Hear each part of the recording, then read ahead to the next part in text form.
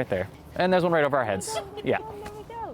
When your life's research is bats, a big night out looks different. Oh, I love this. I can't get enough of this. For weeks, these researchers from the University of British Columbia have been in parks in and around Vancouver at dusk, trying to capture and track bats in the city. All right, I got one wing.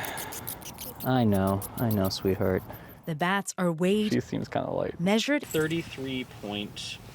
and even milked to see if they're lactating females. That tiny little drop of milk that's touching my glove right there. And if they're large enough, tagged with transmitters.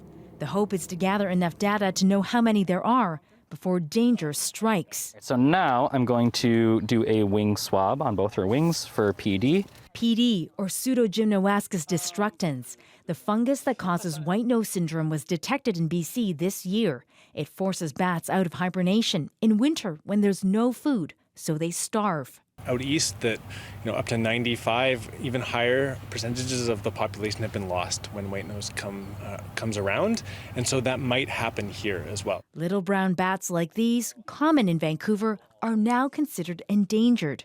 Researcher Jordy Sagers witnessed the destruction a decade ago in Nova Scotia. It was devastating to see. We were literally walking on corpses as we entered the cave. There were just thousands of dead bats lying on the ground there. Sagers says there's still no cure for white nose, only preventative treatments. But getting it to the bats is a challenge. In the West, but actually also in the East, basically everywhere, we don't know where the majority of our bats are.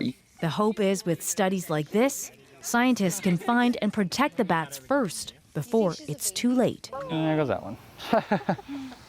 Lien Yeung, CBC News, Vancouver.